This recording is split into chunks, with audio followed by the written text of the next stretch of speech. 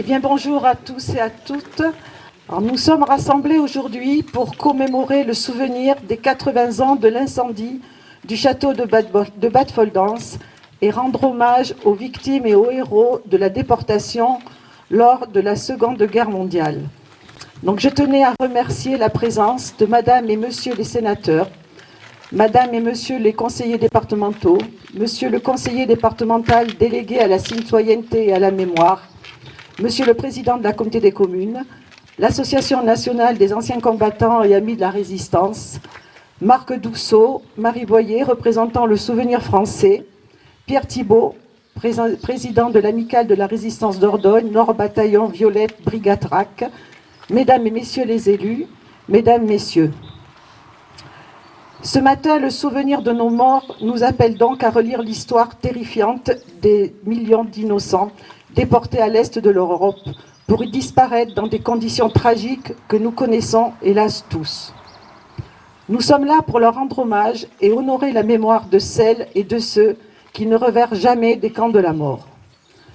À partir de mars 1944, la division Bremer, appelée également division B, a été constituée pour réduire les forces du maquis de la région centre-ouest de la France et faire la chasse aux Juifs. Elle était placée sous le commandement du général allemand Walter Bremer. Le 1er avril 1944, l'opération de nettoyage sur la région s'est poursuivie jusqu'à Bad Foldance. Dans le village, près de l'église, l'imposant château trône au flanc de coteaux. Alors même que le château de Rastignac et le village de Rouffignac ne sont plus que cendres, la division SS du général Bremer désigne Bad Foldance comme sa nouvelle victime. 10 heures. Motif. Perquisition. Suivi d'un assez grand nombre de soldats, un lieutenant se présente au château qu'il fouille de fond en comble. Que cherche-t-il avec autant de soin? Apparemment, la chasse semble infructueuse. Le comte Jehan de l'Estrade de Conti et son épouse Diane sont accusés d'aide au terrorisme. Accusation grave. Elle peut valoir à la famille la déportation ou, qui sait, l'exécution immédiate. Les deux Lestrade de Conti ont sans aucun doute été dénoncés comme appartenant à la résistance. Accusation fondée. Le comte Jehan appartient à l'organisation civile et militaire OCM. Il y est rentré par l'intermédiaire de l'abbé Sigala, professeur de philosophie au collège Saint-Joseph de Périgueux et membre du réseau Combat. À ces accusations, la famille apporte des réponses négatives qui exaspèrent les Allemands. On frappe Jean et Diane afin de leur extorquer des aveux. Peine perdue. En représailles, toute la famille est jetée à bord d'un camion. Christine de Borgard, 74 ans, épouse de Louis de Védrine, Jean de l'Estrade, 61 ans, son épouse Diane, 50 ans, et leurs deux enfants, Christine, la fille aînée, 21 ans, et son frère Louis, 19 ans.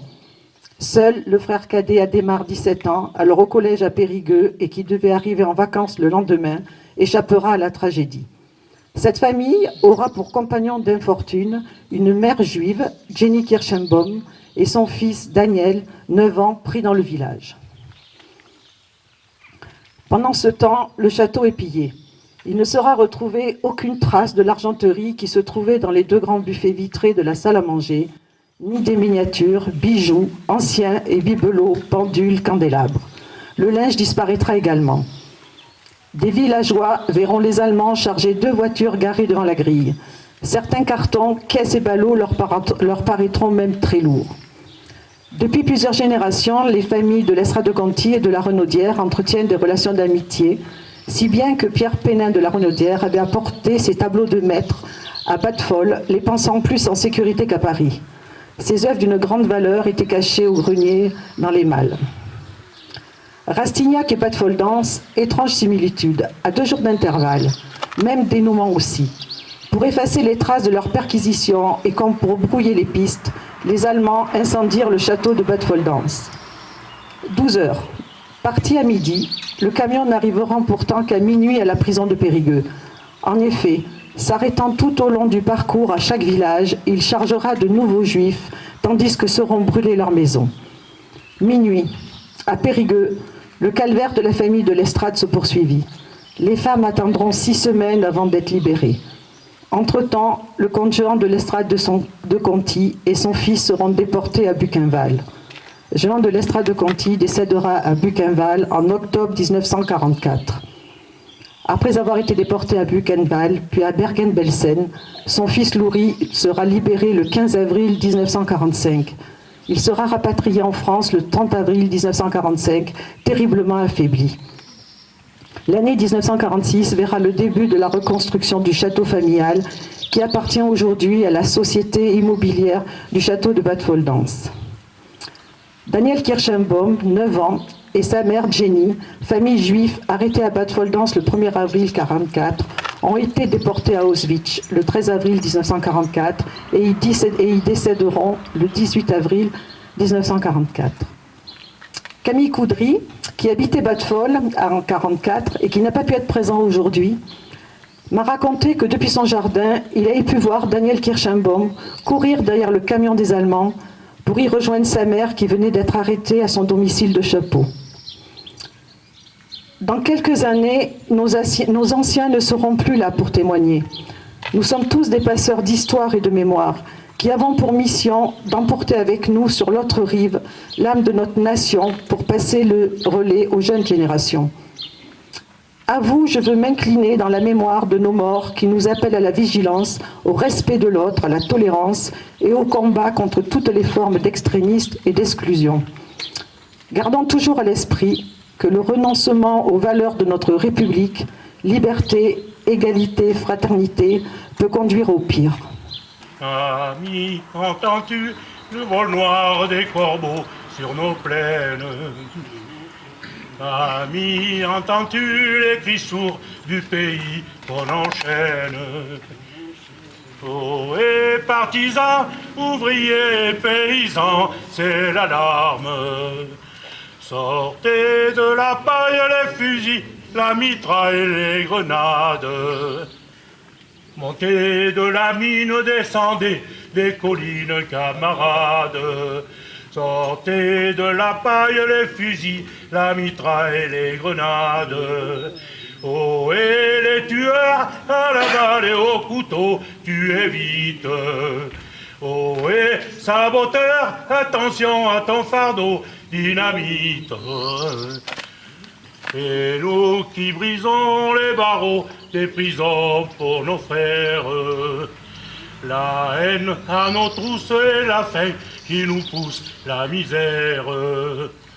Il y a des pays où les gens au creux des lits ont des rêves. Ici, nous vois-tu, nous on marche et nous on tue, nous on crève. Ici, chacun sait ce qu'il veut, ce qu'il fait quand il passe. Ami, si tu tombes un ami, sors de l'ombre à ta place. Demain, du sang noir séchera au grand soleil sur les routes. Sifflez, compagnons, dans la nuit la liberté nous écoute. Oh, oh, oh, oh, oh, oh. Ici, là. On les pose devant ou derrière? Dedans ou... Je sais pas. Non, dedans. Hein.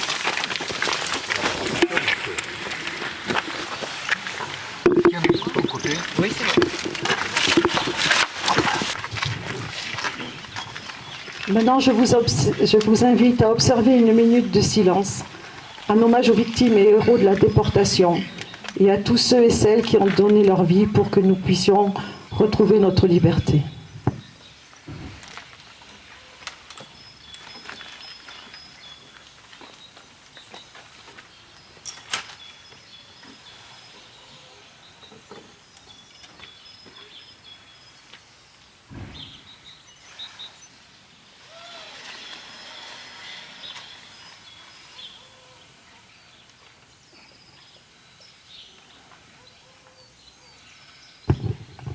Je vous remercie. Allons, enfants, de la patrie, le jour de gloire est arrivé. Contre nous de la tyrannie, l'étendard sanglant élevé, l'étendard sanglant élevé. Entendez-vous dans nos campagnes mugir ces féroces soldats qui viennent jusque dans vos bras, égorger vos fils et vos compagnes. Aux armes citoyennes, formez vos bataillons, marchons, marchons, qu'un sang impur abreuve nos sillons. Merci Patrick. Maintenant je vous invite, les drapeaux vont partir. Nous allons les suivre jusqu'à la plaque devant l'agence postale, donc pour l'inauguration.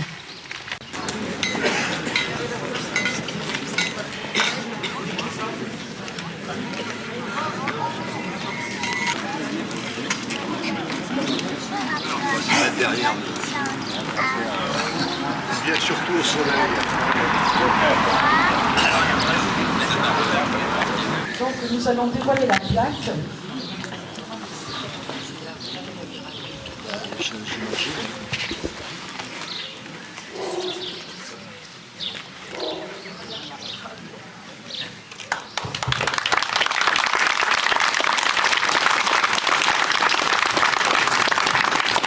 La parole à Monsieur Bedouin.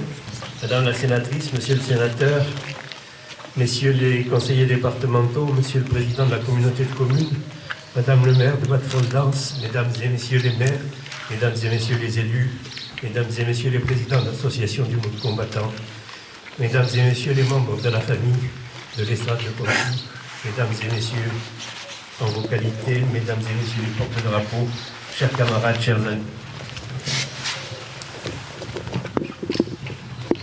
Il y a 80 ans, le 1er avril, l'action de la division Bremer, dont les premiers éléments prennent la direction de la Corrèze, touche à sa fin. En effet, le préfet de ce département a déjà été averti dès le 31 mars par le préfet régional de l'intention des Allemands de continuer leur action dans ce département. Cependant, le général Bremer met un point d'honneur à achever avant de quitter le Périgord la chasse aux maquisards et aux juifs, entreprise depuis une semaine. Ce sont les communes de Hautefort, Bad-Foldance, Nayac, Millac-d'Obroche, Saint-Pierre-de-Chimiac, Tenon et Saint-Orse qui reçoivent la visite des troupes hitlériennes. L'envoi de ces forces est consécutif, d'une part à la prise de conscience de l'intensification des actions de la résistance. Dans les rapports reçus par le préfet régional de Limoges, Marc Renvalade, il est fait régulièrement état dès la fin de l'année 1943 de la recrudescence de l'activité de la résistance, du peu d'empressement de la gendarmerie à sévir et de la complicité de la population. Et consécutif d'autre part aux demandes des préfets de la région R5, Corrèze, Creuse, Dordogne, Haute-Vienne et Indre, qui tous les mois rendent compte à leur hiérarchie du chiffre croissant des actions de la résistance commises dans leur département par les bandes du Maquis et sont en demande d'une radicalisation de l'appareil répressif de l'État. En Dordogne, on passe de 70 actes de résistance en décembre 1943 à 188 en janvier, 369 en février, 489 en mars. Et le préfet Jean Popinot, particulièrement zélé, réclame à plusieurs reprises l'intervention des forces de police renforcées et l'envoi de moyens puissants pour mener des opérations qui dépassent maintenant le cadre d'action de police pour devenir une véritable entreprise de guerre. Vichy et Berlin comprennent que les forces de l'ordre françaises ne peuvent plus assurer la sécurité ni enrayer un processus qui semble irrémédiable. Il leur faut réagir avec force face à cette montée du terrorisme. C'est pourquoi Vichy et Berlin, début 1944, mettent en place un dispositif de répression. Ainsi, fin janvier 1944, une brigade de 300 Nord-Africains, encadrée par des hommes de la pègre parisienne, est mise sur pied pour pacifier les campagnes et parer au désordre intérieur de la France. Cette phalange nord-africaine entame campagne dès février sous la direction de Lafont, qui se fait appeler le capitaine Henry. Ce dernier établit son quartier général à Tulle et installe à Périgueux une antenne sous le commandement du lieutenant Villaplane. L'envoi de cette brigade nord-africaine ne constitue que le premier épisode d'un dispositif plus important. Berlin, bien décidé à intensifier la lutte contre les maquis en Périgord, le complète au printemps 1944 par l'envoi de divisions spécialement formées pour mener à bien ce type d'opération. Des Kampfgruppen sont créés provisoirement pour sévir en Périgord-Limousin et dans les zones voisines. Il s'agit des groupes de combat tactiques de la Wehrmacht. Ils ont pour nom Bremer, Wild, Kopf, Bode, Ottenbacher. Ils sont suivis en quelques mois plus tard par la 2e SS Panzer Division Das Reich, au sinistre parcours en Dordogne, Grolejac, Karsakayak, Roufillac, Périllac et Millac le 8, et ensuite Tulle le 9, Oradour le 10. Et Terrasson. Cet appareil, on suppose communément que c'est au cours de la réunion tenue à Paris les 17 et 18 mars 1944 que les plus hautes autorités militaires et policières allemandes en France décident de frapper fort en envoyant dans la région une division allemande pour nettoyer les villes et les campagnes. Cette nouvelle unité, créée dans l'urgence par l'état-major allemand, constitue une force de frappe considérable de 6 à 8 000 hommes, bénéficiant à l'occasion du soutien d'autres unités territoriales et de réserve. Walter Bremer, général de brigade depuis mars 1943, se voit confier par la Wehrmacht en mars 1944 le commandement de ce groupe de combat de circonstances, improprement appelé division. Comme les autres, ce groupe intervient toujours selon un plan bien déterminé et tactique, et la tactique est claire, autant que les consignes. Des secteurs délimités à l'avance, un PC dans une agglomération située au centre de chacun des secteurs, des patrouilles de 5 à 6 hommes sur des véhicules légers. Aucun village, aucun hameau ne doit être négligé. La population aura été informée et des instructions adressées à tous les maires selon lesquelles la présence de tout terroriste ou groupe de terroristes doit être dénoncée, interdiction de les abriter, de les aider sous peine d'être arrêté et de voir sa maison incendiée. Les missions essentielles de ces opérations d'envergure, action caporale du 5 au 13 février dans l'Ain, action Bremer du 26 au 2 avril, du 26 mars au 2 avril en Dordogne, opération de printemps du 7 au 18 avril en Haute-Savoie, sont la recherche et la neutralisation du plus grand nombre de résistants, gaullistes et communistes, l'élimination de tous les juifs et leur exécution immédiate pour les hommes et la déportation pour les femmes et leurs enfants, l'interpellation de toutes les personnes âgées de 18 à 40 ans qui sont soustraites au STO, qui se sont soustraites au STO en Allemagne ou en France. Cependant, si les missions sont claires, les situations et les oppositions rencontrées amènent les Allemands à mettre en œuvre ici ou là les plus horribles décisions au gré de leur humeur ou de leur fantaisie, selon qu'ils sont plus ou moins sanguinaires et sans pitié. Il est vrai que l'ordonnance Perle, en date du 3 février 1944, légitime toutes les formes de violence et qu'en vertu d'un décret du Reich du 4 mars 1944, les troupes nazies n'ont désormais plus de sanctions à craindre en cas de débordement. Les incendies, les exécutions improvisées, les rafles pour la déportation et la mort sont légion, sans oublier les viols et autres pillages. Comme les résistants sont insaisissables, il s'agit aussi de diriger la terreur directement vers les populations civiles. Véritable base arrière logistique de la résistance, ce monde des campagnes doit cesser de soutenir ou d'aider matériellement et moralement les opposants et les personnes persécutées.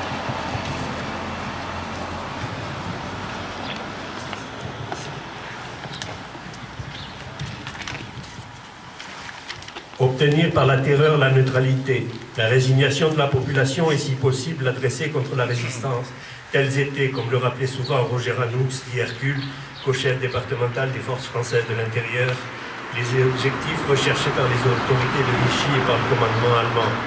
Outre les objectifs évoqués par Hercule, cette action Bremer marque le point culminant de la persécution des Juifs en Dordogne et ne peut s'expliquer, selon Bernard Reviriego, dans l'ouvrage qu'il a consacré aux Juifs en Dordogne de 1939 à 1944, que par référence à la solution finale appliquée par le général Bremer en Dordogne durant 7 jours. Il y a 80 ans, jour pour jour, sur le territoire de la commune de Belfort-Lens, où ils opèrent, les hommes de la Wehrmacht, placés sous le commandement du sous-lieutenant Schubert, écrit Guy Penaud dans son livre consacré à la division Bremer, cherchent, comme ailleurs, les juifs et les résistants. La plupart des juifs, avertis par M. Koustillas, le secrétaire de mairie, parviennent à échapper à la rafle. Cependant, il n'en est pas de même, comme l'a rappelé Madame le maire, pour Jenny Kirchenbaum, Goldberg et son fils Daniel, qui sont arrêtés. Tous deux sont arrêtés ce jour-là. Transférés le 7 avril 1944 vers le camp de rassemblement et de transit de Drancy, tous deux quittèrent cette antichambre de la mort le 13 avril par le convoi numéro 71 à destination d'Auschwitz, d'où ils ne reviennent pas. Tout comme Henri, son fils aîné, arrêté le 22 février 1943 à Batfold, Danse, et déporté depuis Drancy le 4 mars 1943 par le convoi 50 à destination de Majdanek. Ce même jour, la colonne allemande se rend au château de Batfold-Danse, dans les caves duquel le comte Jean de l'Estrade de Conti, natif de Coulor, qui fait partie de l'OCM, organisation civile et militaire, a dissimulé des armes et du matériel pour la résistance. Probablement dénoncé, tous les membres de la famille, à l'exception d'Adhémar, qui est élève à l'institution Saint-Joseph de Périgueux, sont arrêtés et transférés à Périgueux. Le château est pillé et incendié. Si les femmes restent 6 semaines en prison avant d'être libérées, les hommes, Jean de l'Estrade de Conti et son fils Louis, après avoir été internés à Compiègne-Royalieu, font partie des 2073 hommes qui quittent le front de Stalag 122 par le convoi du 12 mai 1944 pour le camp de concentration de Buchenwald. Jean y décède le 29 octobre 1944. Louis, quant à lui, transféré à Mittelbaudoa, est libéré le 11 avril 1945, rentre en France le 27 avril suivant, terriblement affaibli. Durant la semaine où la division B reste en Dordogne, c'est-à-dire du 26 mars au 2 avril, elle sème partout la terreur et la désolation, à tel point que lorsqu'on évoque cette période aujourd'hui, on parle de semaine sanglante. Elle a fait 271 victimes civiles dans 17 cantons et 58 communes. Des hommes, des femmes, mais également des enfants et des vieillards. Déporter un nombre équivalent de personnes, piller et brûler des centaines de maisons ou de bâtiments de ferme. Cependant, malgré la cruauté et la violence de cette semaine sanglante, les Allemands n'ont pas atteint leur objectif qu'ils s'étaient fixé, comme en témoigne la correspondance que le préfet Popinot adresse à son supérieur, le préfet Freund-Valade. Comme vous pouvez le constater dans mes comptes rendus quotidiens, le terrorisme reprend en Dordogne. Comme je le prévoyais, la récente opération de la Wehrmacht, la Bremer, n'a pas supprimé le maquis. Celui-ci recommence son action.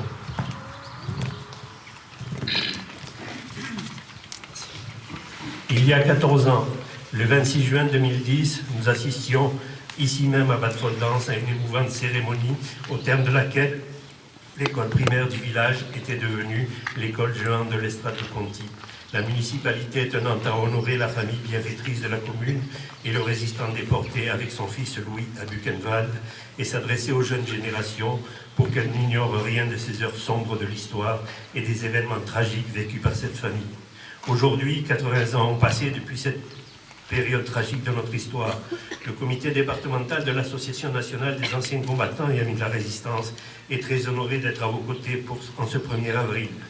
Soyez certains de la détermination de l'ANACRE à poursuivre le combat des résistants contre le fascisme, à lutter contre le négationnisme et l'antisémitisme, et de notre volonté de rester mobilisés pour montrer que pour la défense de la liberté et de la tolérance, le combat n'est jamais terminé. Être fidèle au souvenir de Jean de l'Estrade de Conti que nous honorons ici, et ainsi qu'à celui de tous ses camarades qui tombèrent sous les coups de l'occupant et ses complices pétinistes, c'est rendre hommage à leur combat. Mais c'est aussi et surtout pour le poursuivre aujourd'hui et demain contre les résurgences du fascisme, du racisme, de la xénophobie et de l'antisémitisme.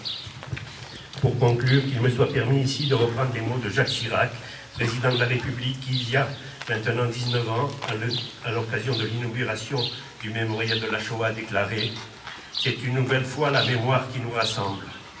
Le simple héroïsme du témoin, l'humble fierté de la mémoire, la puissance du souvenir et le refus de l'oubli sont l'ultime défaite de la barbarie.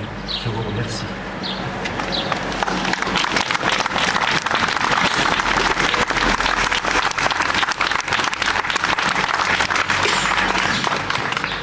Pour le devoir de mémoire et de la transmission, on va appeler les anciens qui étaient là à l'école de Bad-Foldance, Georgette, Louis, Ginette, tous les anciens là s'ils veulent bien s'approcher. Georgette, allez, Louis Cuseau, Rémi, qui c'est qu'il y avait d'autres de l'école de Bad-Foldance, Christiane, elle est là Christiane? Donc on va essayer de transmettre la mémoire des anciens par leur témoignage. Rémi, voilà. Donc on va remonter sur le 31 mars 1944 et il y a monsieur le maire qui est présent et on était hier à la commémoration de Rouffignac, que je connais bien. Raymond, merci d'être venu là. Tu as fait un très beau témoignage hier et le bourg de Rouffignac a été carrément incendié le 31 mars 1944 et ils sont revenus le 2 avril. Et nous, on était au milieu. Voilà, donc ils sont arrivés par la Croix des Têtes, donc on suppose qu'ils sont arrivés le 30 de Rouffignac. On n'a pas la preuve, c'est pour ça qu'on veut essayer de faire un mémorial, parce que Bad-Fol n'est pas cité sur les cartes où la division Bremer est passée. Ça serait bien de remettre en place les choses par rapport à cette tragédie. Donc ils sont arrivés de la Croix des Têtes, route de Chartres, je suppose, venant peut-être de Rouffignac. Rouffignac, c'était la veille en fin d'après-midi, et ils sont arrivés vers 10h ici. Une mitrailleuse sur la Croix des Têtes et une autre devant chez la maman de Ginette, qui était garde champêtre, juste à côté de la boulangerie du Puy. Ils sont arrivés, c'est pour ça que c'est bien qu'il y ait cette plaque ici, parce qu'ils sont arrivés où nous sommes pour se mettre devant la mairie, devant chez Durand, où il y avait 3 camions de la division Bremer. Voilà. Ce jour-là, il y avait école. Ma maman, qui n'a pas pu venir pour des petits problèmes de santé, a témoigné sur FR3 avec les autres aussi. Et elle était juste derrière vous, chez le coiffeur qui s'appelait Monsieur Duclos.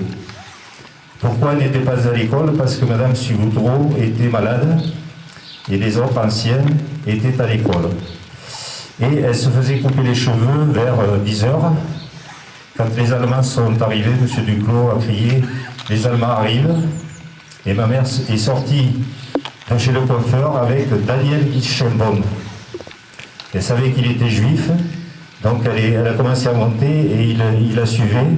Et elle a dit à Daniel, ne reste pas par là, fais le tour, ne passe pas te faire prendre. Il est allé à Chapeau, et à Chapeau, après, comme on l'a dit, il est revenu, il a suivi sa mère et sa sœur, qui ont fini à Auschwitz, gazés le 30 avril 1944.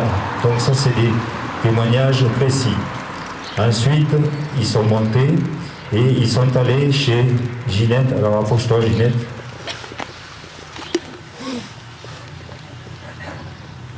Alors Ginette, elle était à l'école, mais sa maman était garde champêtre. C'est rare d'avoir un garde champêtre.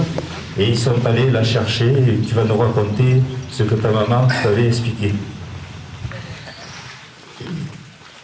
Eh bien, un Allemand est venu la chercher et lui a mis une mitrailleuse, un fusil dans le dos et il lui a dit « Vous passez le tambour et surtout vous dites bien que tous les gens qui auront des fusils ou du matériel seront fusillés s'ils ne leur n'annoncent pas. » Voilà. À part ça, moi j'étais à l'école et j'étais redescendue, mais on avait une mitrailleuse au bas du jardin qui restait toute la journée avec un Allemand au pied. C'est tout ce que je peux vous dire. Oui, merci Ginette. On peut l'applaudir. C'est son témoignage. Voilà. Après, on va continuer sur, si tu veux dire quelque chose, devant chez Durand où il s'est passé beaucoup de choses. Oui, merci pour ce témoignage, Ginette. Donc on va reprendre le parcours, on va resuivre la délégation des drapeaux et on va se retrouver à l'autre plaque, justement pour inaugurer, et de Christiane et d'autres personnes nous feront des témoignages.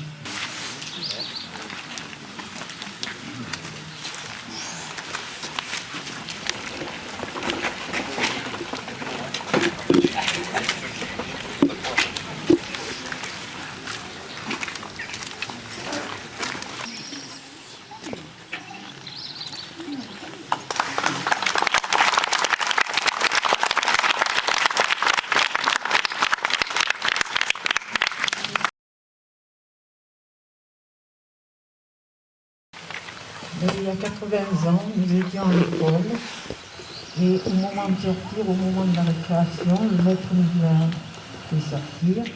Et dans la cour, il y avait déjà des Allemands qui sont venus vers le maître. Et le maître a raconté après à maman qu'il l'avait accompagné jusqu'à son poste de radio parce qu'il voulait voir s'il écoutait la radio anglaise. Mais le maître écoutait effectivement la radio anglaise tous les soirs, mais il n'oubliait pas de remettre le poste sur la radio française, heureusement pour lui. Ils ont donc regardé et ils sont repartis en ayant vu qu'il était sur la radio française. Le maître ensuite nous a fait sortir de l'école, il nous a dit « rentrez chez vous ». Vous reviendrez demain. Et effectivement, nous sommes revenus, et quand je suis arrivée devant le mur, ici, le long du mur, il y avait les deux camions des Allemands, et les Allemands qui faisaient le va-et-vient depuis les camions jusqu'au château, en revenant naturellement avec leur bulletin. Et ça a duré toute la matinée. Et maman s'était mise à la fenêtre, elle ne pouvait pas la voir. Et elle a regardé, effectivement, ils ont aligné, ils ont demandé à la famille de l'Estrade de se mettre le long du mur, comme s'ils voulaient les fusiller. Et maman l'a très bien vu, et après elle l'a raconté plusieurs fois, tellement elle avait été choquée. Et nous étions là, on voyait tout le monde pleurer dans la maison, donc on pleurait avec, bien sûr. Ce sont des souvenirs qu'on n'oubliera pas. Ensuite, bien sûr, on a entendu la déflagration des bombes qui ont enflammé le château. Il y a eu 2 déflagrations. Et mes parents l'ont très bien entendu, moi aussi, mais maman le racontait plusieurs fois. Je l'ai entendu souvent, tellement elle avait été choquée, tellement elle avait eu peur. Elle avait peur et papa avait peur aussi parce qu'il avait entendu dire qu'il y avait un Allemand qui avait été brûlé dans son four et il était là, le four était ici. Et il voyait les Allemands passer et lui était en train de chauffer son four au bois, comme d'habitude. Et il a eu très peur, parce que vraiment, il avait peur d'être brûlé dans son four lui aussi. Et pourquoi il avait si peur aussi? Parce que naturellement, les papis venaient chercher du pain à la maison.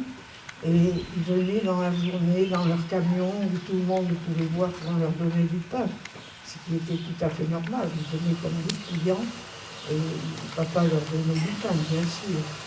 Et un jour, il leur a dit, venez donc le soir, parce que vous allez me faire fusiller. Et ils venaient après, ils venaient chercher du pain le soir, quand on ne les voyait pas. Voilà les bons souvenirs de 1944.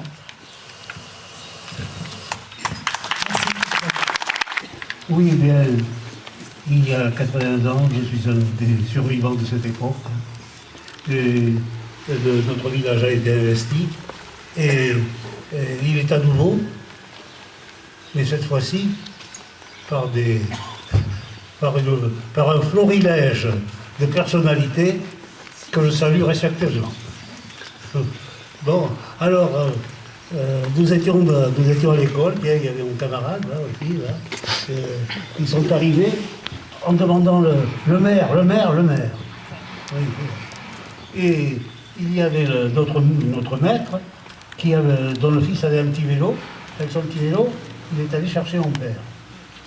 Et qui est arrivé, on a interrogé, vous avez des terroristes, vous avez des communistes, non, on n'a pas ça. Mais vous avez des juifs. Il le savait. Il dit, oui, nous avons des juifs. Il le savait puisqu'ils avaient même la liste. Où sont-ils? Ils avaient eu le temps de dire au père Toustilla, va dire aux juifs d'aller se cacher. Et il a dit, monsieur Daniel, tu vas conduis-les chez les juifs. Les malheureux, au lieu d'aller se cacher, ils étaient montés au grenier. Alors ils ont été pris là. Et la mère a dit qu'elle ne voulait pas partir sans son fils. Vous vous rappelez, ils sont venus chercher le fils à l'école. Et il y avait 2 Allemands. Et d'après Christian, il y en a un qui avait des lunettes. Ça, je ne m'en rappelle pas. Tu as vu qu'il y en avait qui avaient des lunettes. Ah oui, bon, d'accord. Oui. Bon, bon. Oui.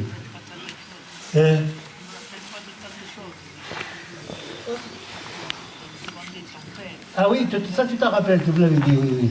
Tu me l'avais dit, tu t'en rappelais bien, oui. Et oui. Et alors il y avait au tableau une carte de l'Angleterre. Et Sudron s'était vite dépêché de la retourner à l'envers. Tu t'en rappelles, hein? Oui. Alors, non, oui, on est parti. Tout d'abord, on était sous le préau, à un moment, et on entendait des criquettements, on se demandait ce que c'était. On dit, c'est des mitraillettes, c'est quoi? Et alors, nos yeux se sont portés sur le donjon, c'était les ardoises du château qui éclataient. Ça a duré combien? Entre 5 et 10 secondes. Et d'un seul coup, ça s'est embrasé. Ah, tu étais déjà parti, toi. Ça s'est embrasé d'un seul coup, mais alors comme une éruption volcanique. Hein. Et alors ça s'est enflammé. Alors on est parti. Il y avait des gens qui pleuraient, il y en a d'autres qui priaient. On est parti à travers champs. On s'est arrêté, je me souviens, sur la route, il y avait des mitrailleuses. Il y avait des mitrailleuses qui étaient installées. On s'est passé par derrière le cimetière où le père Lachaud, le grand-père ou l'arrière-grand-père de Jean-Louis, était dans sa vigne. Il nous a fait coucher dans un rang de vigne, parce que de loin, il ne savait pas si c'était des gamins ou des adultes. Le temps qu'on est resté couché, je ne m'en souviens pas. 5 minutes, 10 minutes, 1 heure, je ne m'en souviens pas. Enfin, on est parti, on est rentré chez nous. Et à la maison, il y avait plein de jeunes qui étaient là, qui étaient venus. Il y avait Guy de Paulin, il y avait André Chalard, il y avait des jeunes entre 15 et 20 ans. Et ma mère, elle leur avait dit, ne restez surtout pas là, partez dans les bois, allez vous cacher.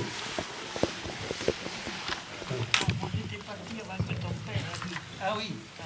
T'as dit comment mon père est venu embrasser, regarde, c'était la dernière fois.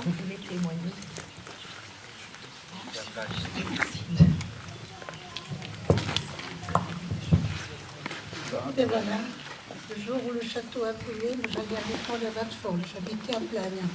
Avec ma sœur, on faisait le trajet donc, de Plagne à Watford. Et là, on nous a fait retourner de mi-chemin parce qu'on brûlait le château. Donc, on avait retourné à la maison. Eh bien, merci beaucoup pour ces témoignages si émouvants.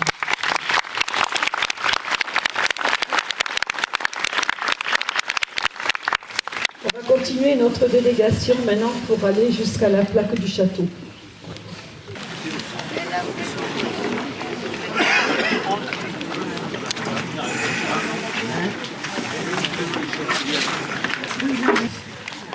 Alors avant de passer la parole à Emmanuel de Lestrade, je voulais remercier la famille de Lestrade de Contier-Clément pour nous avoir ouvert le château aujourd'hui. Et vous allez pouvoir tout à l'heure pour aller sur l'esplanade. Donc avant toute chose, Emmanuel et Christine et la famille vont redévoiler la plaque en souvenir de Jean de Lestrade de Conti qui est décédé donc à Buchenwald.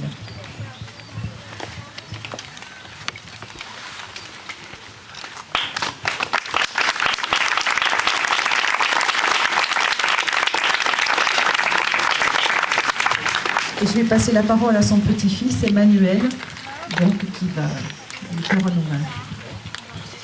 Il va essayer.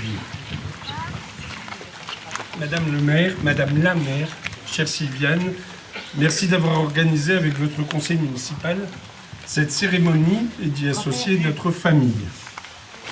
Merci à vous tous d'être là, très nombreux, nous y sommes très sensibles. Je prends aujourd'hui la parole. Excusez-moi, on va essayer. Tout le monde a été très courageux et il faut que j'y arrive moi aussi. Je prends aujourd'hui la parole au nom des enfants de Christine, Louis et Adhémar de l'Estrade de Conty pour commémorer avec vous le 80e anniversaire du 1er avril 1944. Nos parents avaient alors 21 ans, 18 ans et 17 ans.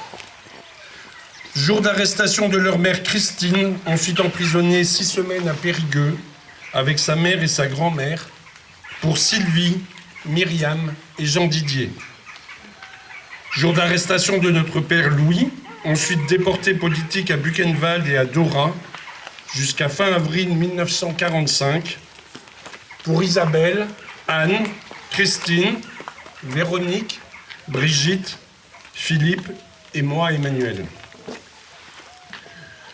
Jour d'absence pour Adé,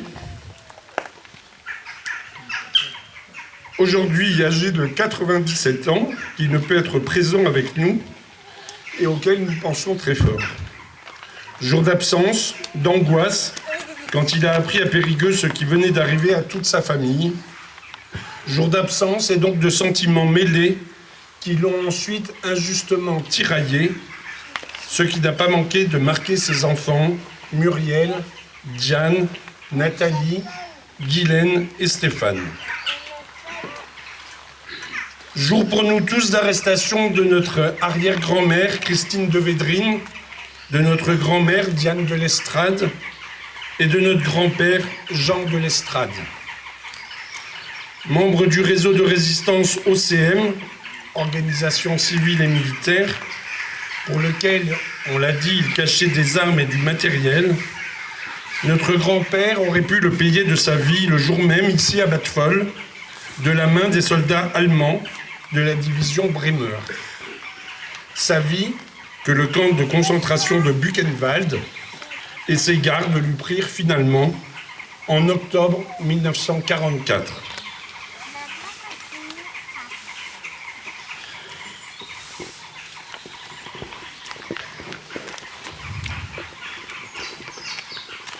Nous ne sommes ni juges, ni historiens, simplement des enfants et des petits-enfants, des arrière-petits-enfants et même des arrière-arrière-petits-enfants que la journée d'aujourd'hui bouleverse bien plus que nous l'aurions imaginé. Nous voulons dire à nos parents et à nos grands-parents la grande émotion, la grande fierté aussi qui sont les nôtres. Pas seulement les nôtres, mais aussi celle de tout notre village, de toute une région, ravagée en quelques jours par la folie d'une armée d'occupation aux abois, qui a voulu terroriser une population, museler une résistance pour les faire plier. Elle a échoué, mais à quel prix ? Dans son livre sur les crimes de la division Bremer, Guy Penaud a dénombré pas moins de 36 fusillés pour cette seule journée du 1er avril, notamment à Hautefort, au Lardin, à Azera ou à Tourtoirac, pour citer des villages proches. Pour beaucoup des Juifs, des résistants ou de simples témoins, présents au mauvais moment, au mauvais endroit. Impossible de les nommer tous. Alors, je ne citerai qu'Alexandre, blessé dans les bois à Chavagnac, quand il tentait de s'enfuir, rattrapé et finalement tué d'une balle dans la tête.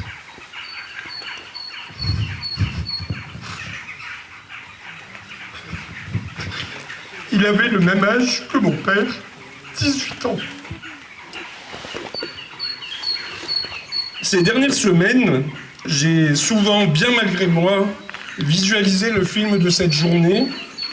J'ai également imaginer avec émotion le retour à Batfol de mon arrière-grand-mère, de ma grand-mère, de Christine, Louis, Adé, tour à tour, découvrant le désastre, la désolation d'un château pillé et incendié, avec la volonté très nette de vouloir le détruire à jamais.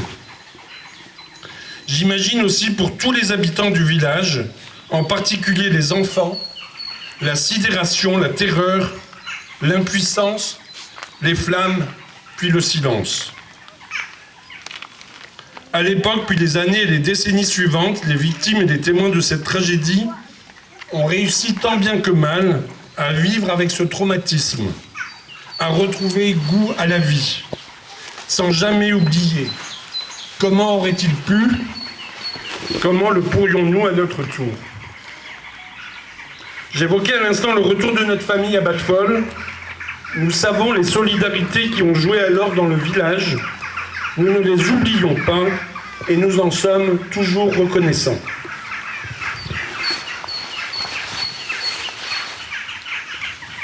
Aujourd'hui, nous commémorons un jour d'horreur. Mais comme l'a suggéré ma cousine Sylvie, il faudra un jour raconter et fêter la renaissance de ce château, notre château à tous. Il faudra rendre hommage à ceux qui l'ont reconstruit. Pendant des siècles, sa présence a rassuré et réuni, puis sa destruction partielle par le feu fut une tragédie, mais sa reconstruction a marqué une renaissance. Bien sûr, le château n'est plus ce qu'il était. Plus de la moitié au moins des surfaces habitées avant l'incendie n'existent plus. Des tours sonnent vides.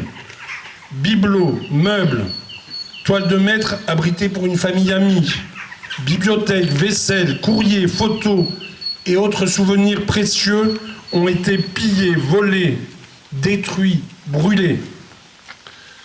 Mais les tours sont restées debout et elles sont fières, comme nous tous. Je vous remercie.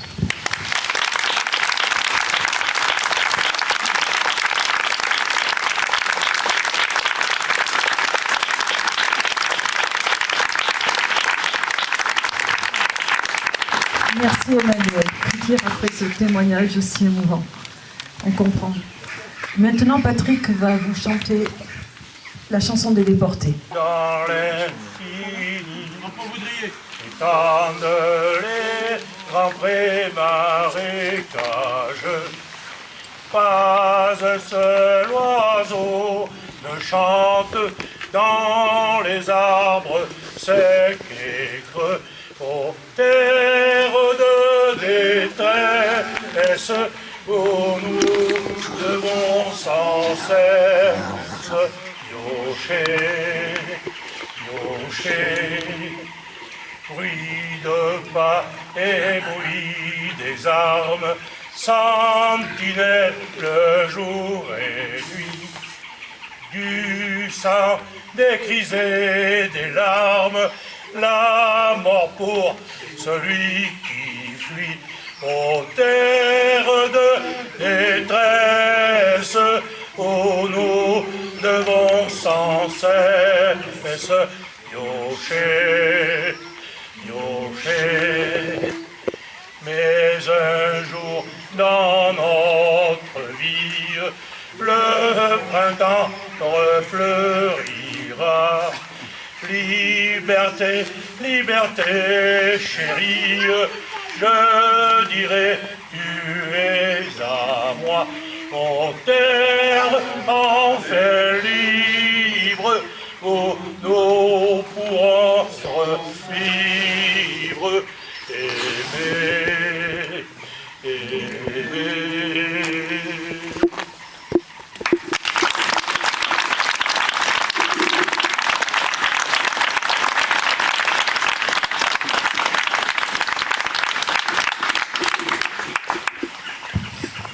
Maintenant, je vous invite à entrer au château et se retrouver sur l'esplanade, donc pour des photos et puis rendre un dernier hommage.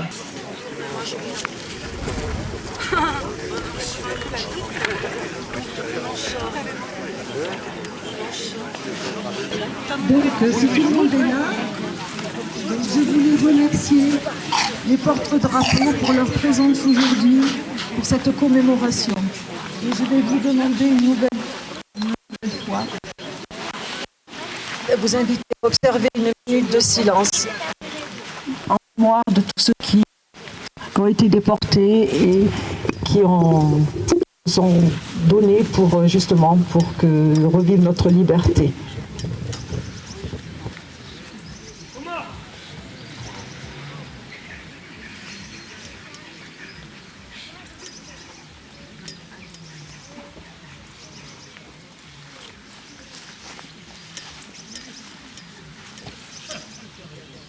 Je vous remercie. Maintenant, je vais inviter les élus pour le salut au drapeau.